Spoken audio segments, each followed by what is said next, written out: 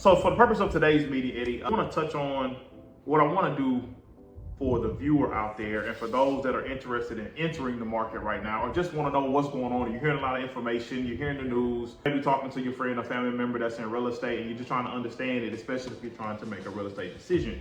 My questions for you, the first one is, what should someone thinking of buying a home be doing to prepare for the approval process? That's a great question. And oddly enough, one that you'd be surprised I don't get so often.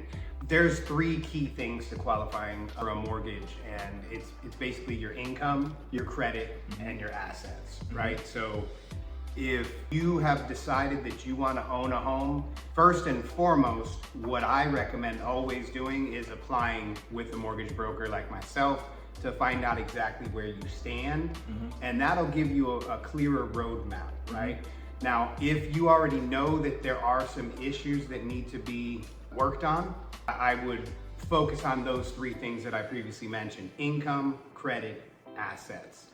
Make sure that you have got your income documentation in line, and if you're not sure of what is needed to document your particular income, and what I mean by that is if you're self-employed, you would need one set of documents, whereas if you're a W-2 employee, you need another set of documents. Right. So first thing is understanding what's needed and making sure you have the proper documentation, and then seeing where your credit is, how that lines up with your income, your debt to income ratio, and then your assets, making sure that you are putting money to the side. And I'm sure we're going to touch on this in a moment, but although there are down payment assistance programs and things available, there are some upfront expenses that you need to be prepared for. So you want to make sure that you have at least, I would say, 2 to 3% of your desired purchase price set aside available in liquid assets. So income, credit, assets are the first three things, or major three things that I would focus on if you're getting ready to purchase a home. And probably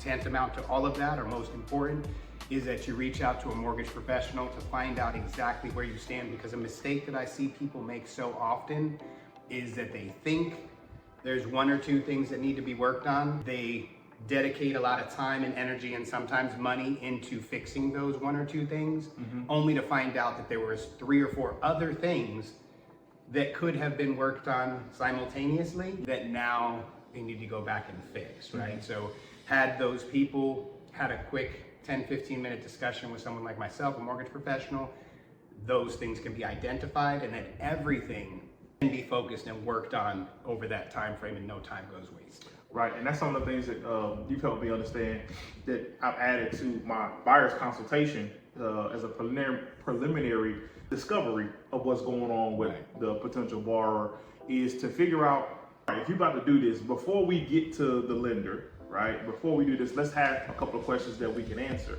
How much do you have in liquid assets, right?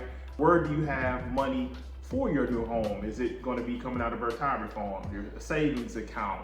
Is it going to be a gifted funds? Where is that coming to purchase the property, right? And then, like you said, there are a few things prior to you even getting to the closing table, right? There's an inspection that you got to pay for, or inspections, depending on the level that you want to do your due diligence. Right, whether you're doing a new build or an established home, and that's another popular misconception. Sometimes people think I'm buying a brand newly built home, new construction, so they're going to handle all the inspection. I don't need to worry about an inspection. Nothing can be further from the truth. It's still man-made. And it's one of the biggest investments you're going to make in your lifetime. So I want to make sure that you have your own representation and that you're getting your inspections done, because the last thing you want to do is find out 10 years down the road that you bought a product that wasn't built correctly. Right, and this is not to scare anybody. This is just so that you can be a sound buyer. There is 5 pillars of when you're buying a home that you need to check. That is your HVAC, that is your foundation, that is your plumbing, your roofing, and then I'm missing one. Plumbing, HVAC, roof, foundation, electrical. Yeah. Those are major components that can be, if not addressed, very expensive things to repair.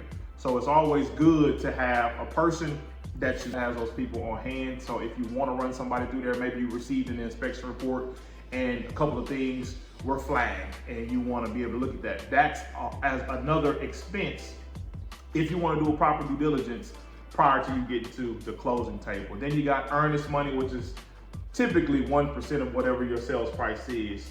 For example, if you're buying a house for $300,000, and that's $3,000 that you would put down, given to the escrow officer or title company that's going to handle the transaction. And that is pretty much your good faith saying, I'm earnestly giving you this money to purchase your house in the future, which is then applied to your down payment at the time of closing. Right. Then there's appraisal, and there's other things depending on how well you want to do your due diligence prior to actually getting to the closing table.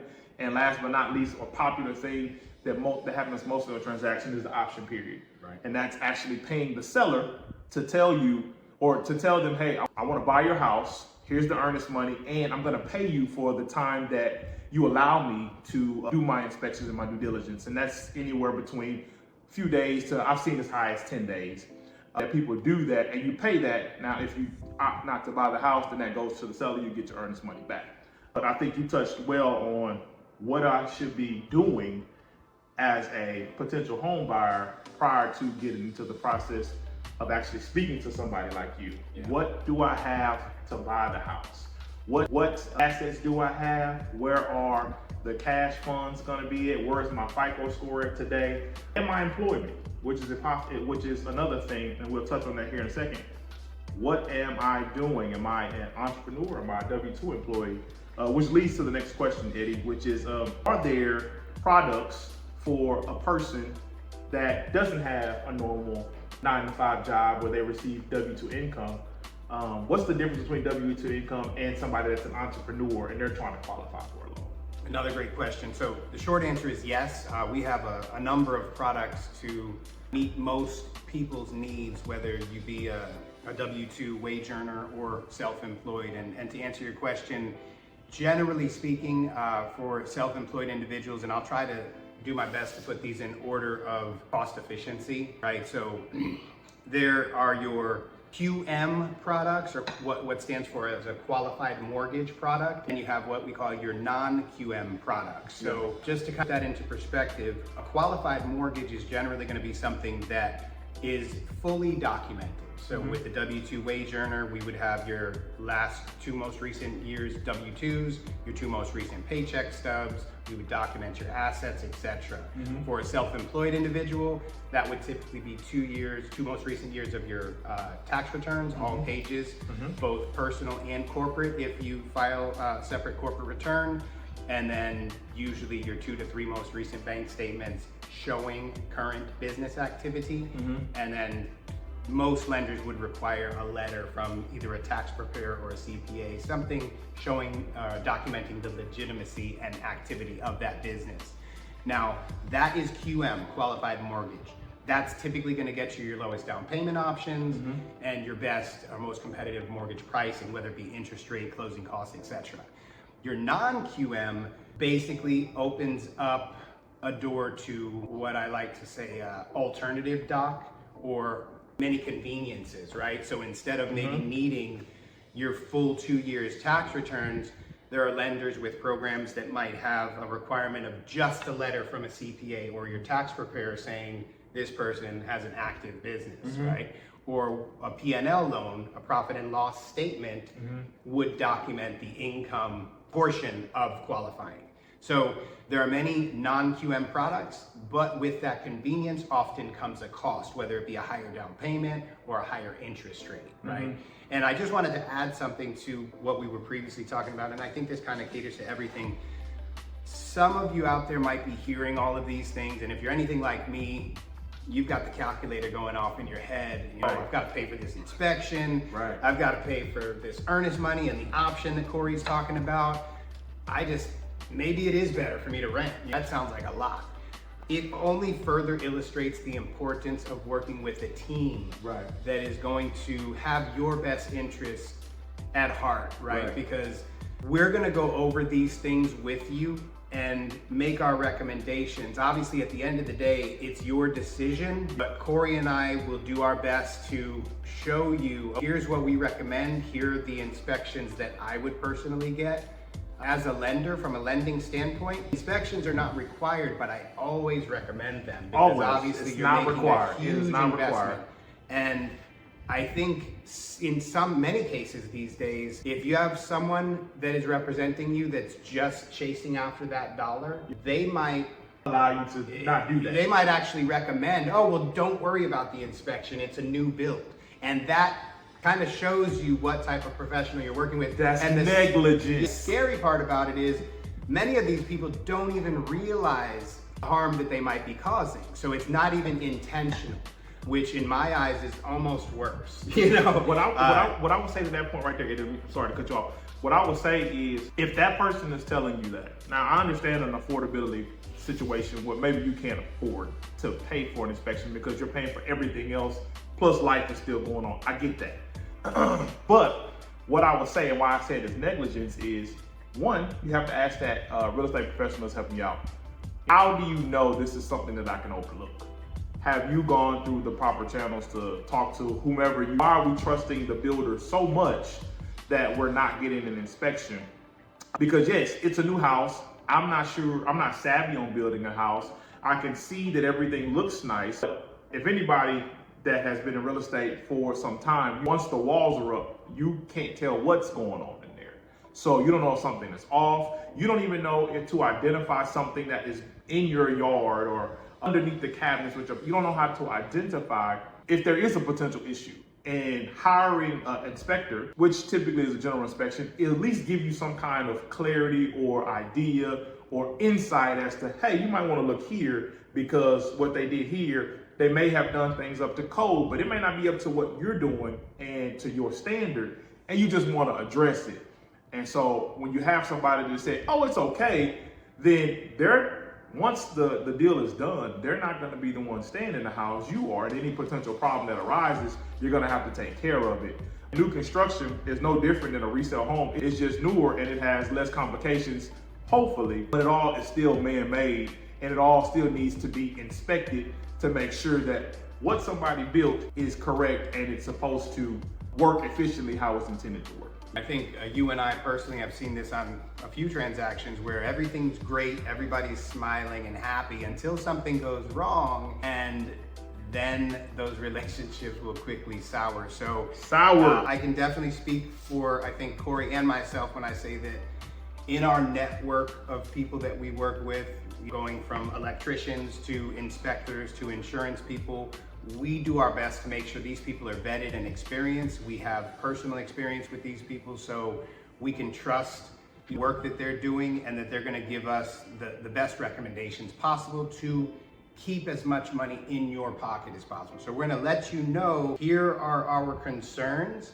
and then give you the most information available to hopefully make a decision that you're gonna be happy with, not only today, but for years to come. That's the goal. And I think that's the huge difference between working with somebody that represents you versus somebody that represents the opposition. Gotcha. And I think so often people overlook that, especially when dealing with new construction or new builds, because everything's so exciting, right? You're getting into that newly built home.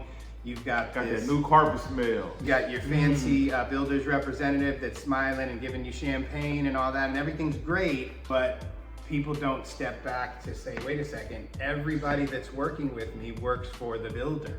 So if the builder does something wrong, who's gonna tell you? That part. So that's important. I'm not the handiest guy. I try to save as much money as possible. Something I've definitely learned in my short years on this earth is that old cliche, measure twice, cut once, and utilize the expertise that you have access to. So if I have somebody that's an expert at real estate or mortgages, if I have an expert electrician, I'm certainly not gonna try to wire my home on my own.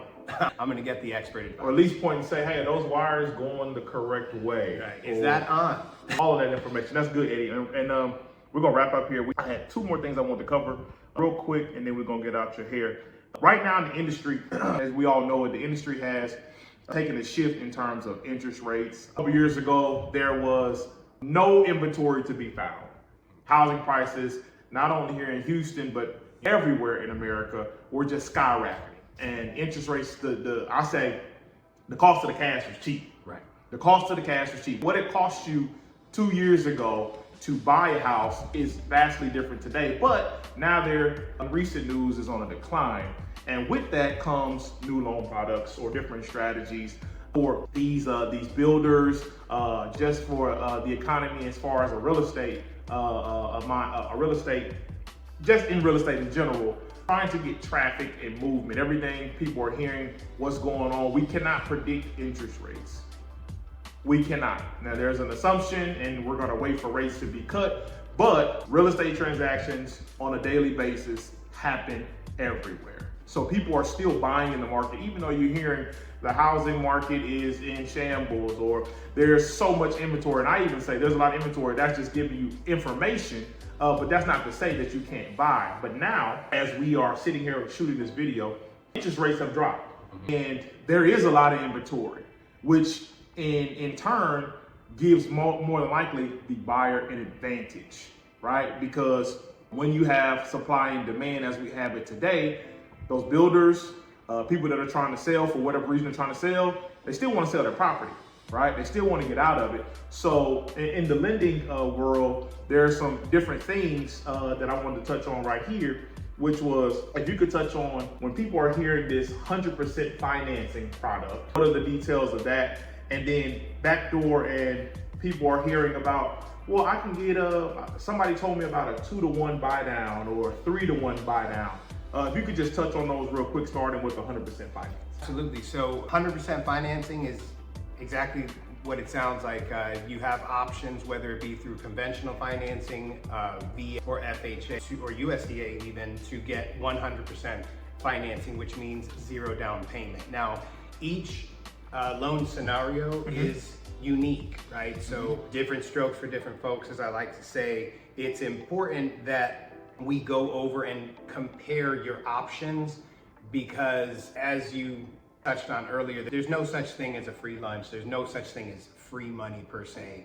So everything comes with its pros and cons. 0% obviously can leave you with more cash on hand and having to bring less cash to close or to the closing table, but it could also possibly have you with a little bit higher of an interest rate, right? Whereas putting down more money might be able to get you more preferential pricing, but cost you a little bit more upfront. So it's always important to weigh those options and make the decision that's going to be best for you and your family. Right. A 2-1 buy down is basically what we refer to as a temporary interest rate buy down. Usually the first number in the 2-1 or 3-1 buy down represents how many years that interest rate will be reduced. So that's the term. Right. So a 2-1 buy down will start with your interest rate being 2 percentage points lower your first year, and then your second year would go up 1 percentage in that interest rate, and then would land in the third year at your fixed rate. So what you're saying is, if ultimately I'm supposed to end up with a 5 1/4, Right. then in a 2-to-1 buy down, my first year it would be 3 1/4. Correct. And my second year it would increase to 4 4 1/4, and then on my third year I'd be at 5 1/4. At your fixed rate of At my fixed rate. 5.25%. Correct. So I get a little bit of a build up to that higher payment. I got you. Right. Now, they have your 2 and 3-1 buy downs, which can be great, but some people, depending on the time frame you plan on being in that home or what your plans are, some people will skip the step of comparing what maybe a permanent buy down might look like, right? So instead of me getting this temporary buy down, let me look at the permanent and see the cost difference and how that might impact me. You might end up going with that 2 or 3-1 buy down, but you also might say, hey, wait a second. This permanent looks like it might make more financial sense, right? And that's why it's important to deal with the right team that's gonna take the time to walk you through those comparisons. But those options can be great for the right situation.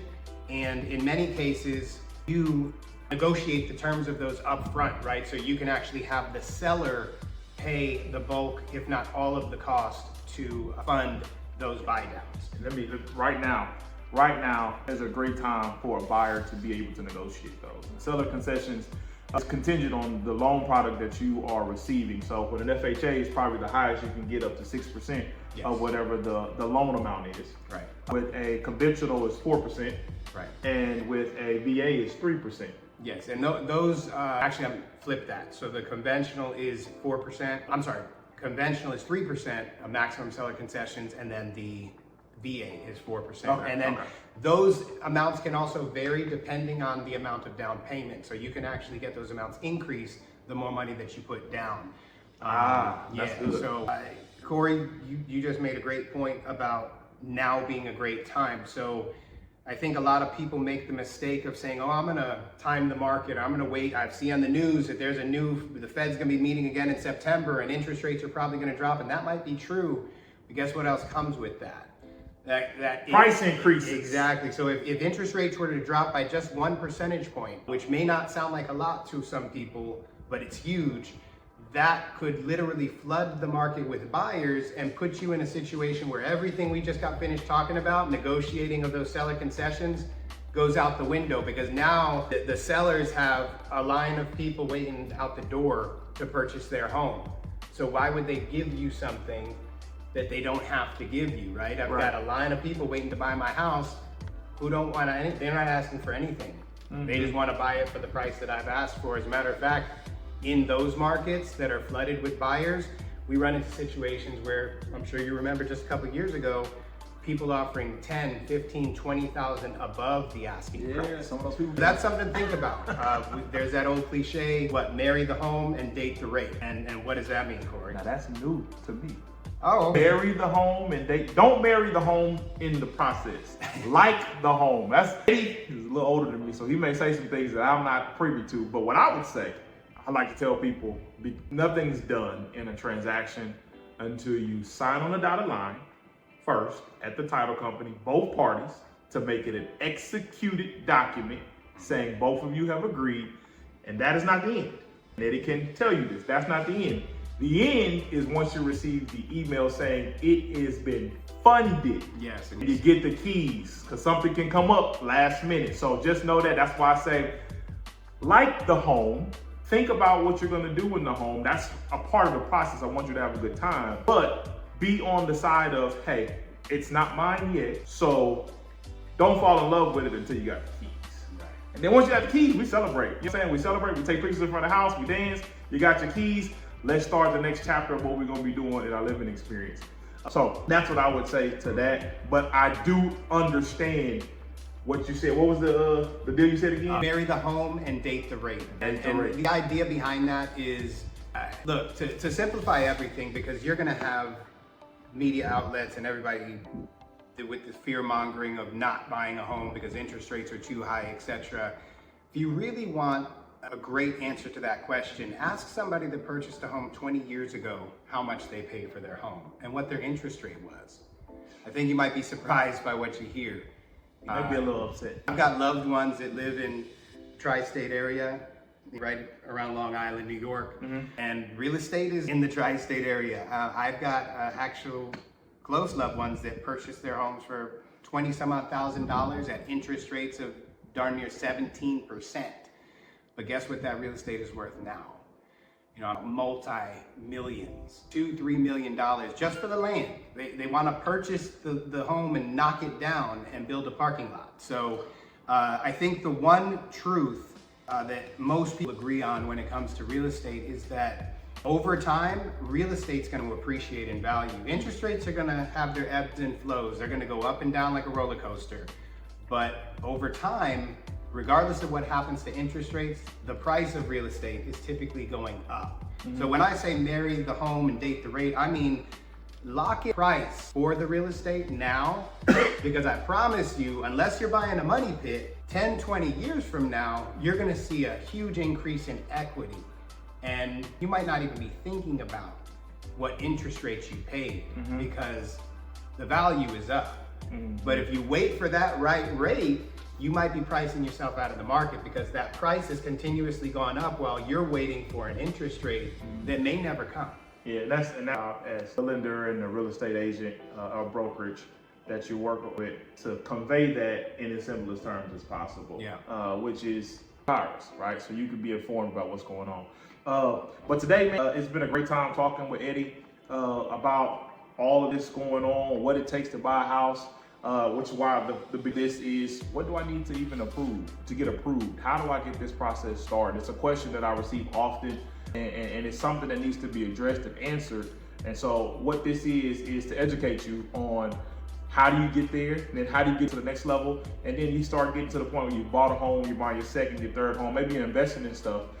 in homes, and you need to know how to do it. So you want to hire the right people, and we just want to educate you on the process and what it is that we can do for you. So Eddie, if you can, before we get out of here, can you tell people where we can find you, what's your socials, what's your information, and that we'll have it listed below here in the caption as well for you. Yeah, absolutely. You can find me through a quick Google search, Edward Foy Mortgage, or you could always just search H Mortgage on most social networks. We're gonna put links below. And yeah, if you have questions, all things real estate related, we are just as far away as a quick comment, DM, or phone call. So I hope to talk with some of you real soon. Yep. And you know me, I'm Cory, real estate guy, better known as Cory Grant, and I am with eXp Realty. My information will be down below. I am in the field almost daily, if not in the field, at home in front of a computer, making sure that I am prepared to help you out to buy, sell, and invest in real estate. It has been a great time, and we will see you next time. Peace.